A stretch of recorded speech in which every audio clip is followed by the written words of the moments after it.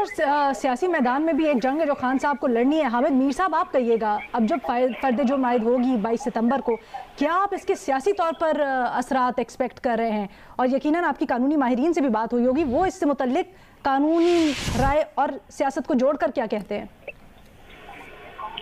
देखिए, थोड़े दिन पहले जब इमरान खान साहब को मैं मिला था तो उस वक्त मैंने वहीं पे जो महसूस किया था कि उनके इर्द गिर्द जो उनके जो साथी थे, जिनमें कुछ लोग जो हैं वो कानून का इल्म भी रखते हैं, वकील भी हैं, और कुछ जो उनके वकला भी थे, उनमें हामिद खान साहब नहीं थे, लेकिन जो बाकी लोग थे उनसे जो मेरी गुफ्तगू हुई तो मुझे लग रहा था कि वो इमरान खान साहब को रोक रहे हैं और इमरान खान साहब को कह रहे हैं जी कि अगर आपने गैर मशरूत माफी मांगी तो इससे आपकी सियासी पोजीशन कमजोर हो जाएगी। ठीक है हामिद मिर्ज़ा साहब, हम इमरान खान की जब कोर्ट से वापसी हुई उस दौरान सहाफ़ी उनसे बार बार पूछते रहे कि आपने मुआफ़ी क्यों नहीं मांगी, आपने मुआफ़ी क्यों नहीं मांगी। इमरान खान ने खामोशी इख्तियार की। पहले ये सुन लेते हैं, आप हमारे साथ सुनिए। फैसले के ऊपर तो बात करेंगे।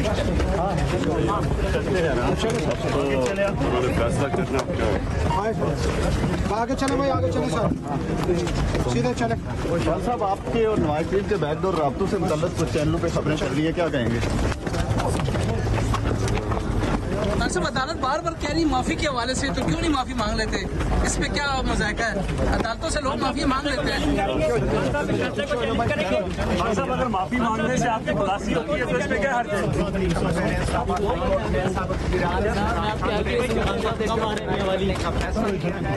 चेयरमैन तहरीक इंसाफ इमरान खान जब अदालत से निकले, अहाता अदालत से बाहर जाते हुए सहाफ़ियों ने उनसे सवाल किए। उनमें से एक सवाल ये भी था जो पूछा गया कि अदालत से आप क्यों नहीं माफ़ी मांग लेते, अदालत आपको बार बार कह रही है, और एक मौका भी दिया अदालत ने। तो इमरान खान ने जवाब देने से गुरेज किया और हल्की सी हंसी अपने मुंह पे चेहरे पे रखे हुए और आगे बढ़ दिए, लेकिन जवाब कोई ना दिया।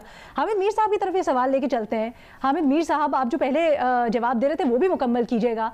और आप क्या समझते हैं, आपकी तो मुलाकात भी हुई जैसे आपने कहा, खान साहब क्यों गैर मशरूत तौर पर उन्होंने माफ़ी नहीं मांगी? या आप समझते हैं कि आज वो खड़े होकर कुछ कहना चाह रहे थे, उनको मौका नहीं मिल पाया? देखिए, आज भी अगर वो खड़े हो जाते तो वो वही बात करते और वो यही कहते कि जी आपने मेरी जो तकरीर है उसके कॉन्टेक्स्ट को नहीं समझा, और वो अपना कॉन्टेक्स्ट समझाने की कोशिश करते। तो अब देखें, इसमें ये थोड़ा सा गैर मुतवक्का था अदालत के लिए भी, क्योंकि मैंने तौहीन अदालत के बहुत से केसेस देखे हैं और बहुत साल पहले की बात है कि मेरे पे भी एक तौहीन अदालत का केस हो गया था। मेरे खिलाफ भी लाहौर हाई कोर्ट का एक 5 मेंबर बेंच बैठ गया था। तो उसमें जब तक कि आपका केस बहुत मजबूत ना हो और आपका जो वकील है वो बहुत ज्यादा पुरएतमाद ना हो और आपके पास डॉक्यूमेंट्री एविडेंस ना हो, तो आपको इस तरह का स्टैंड लेना नहीं चाहिए। हमेशा ये होता है कि आप अपने आप को अदालत के रहमो करम पे छोड़ देते हैं और गैर मशरूत माफी मांगते हैं और फिर वो अदालत की डिस्क्रिशन होती है।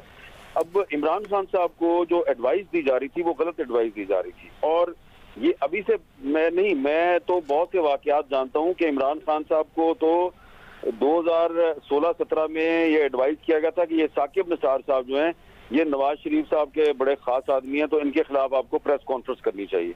तो एक दिन ये प्रेस कॉन्फ्रेंस करने भी लगे थे और इनके जो उस वक्त जो इनके मशीर थे, जो इनके वकला थे, वो ज्यादातर वो लोग थे जो नए नए तहरीक इंसाफ में आए थे। तो जो तहरीक इंसाफ के पुराने लोग हैं उन्होंने बड़ी मुश्किल से इमरान खान साहब को साकिब निसार साहब के खिलाफ प्रेस कॉन्फ्रेंस से रोका था, और यहाँ तक कि मैं उस वक्त बनी गाला में मौजूद था और बाहर मीडिया इंतजार कर रहा था। इमरान खान साहब ने प्रेस कॉन्फ्रेंस करनी थी और आखिरी वक्त पे किसी तरीके से इनको रोका गया।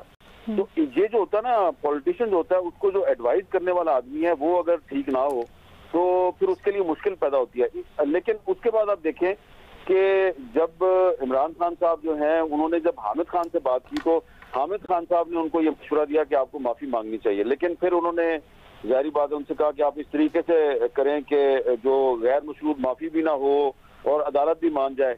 अब उसमें जो हवाला दिया गया है वो 2014 में जो इन पे तौहीन अदालत का केस हुआ था, अब उसको भी हमने सुप्रीम कोर्ट में देखा तो वो इस तरह स्कैंडलाइज नहीं था। अब उसमें इमरान खान साहब ने नाम नहीं लिया था किसी जज का। हाँ, उस जज के जो बेटे थे फहाद चौधरी साहब के, उनके बारे में बात की थी, लेकिन फिर भी गैर मशरूत माफी से उनकी जान छूटी थी।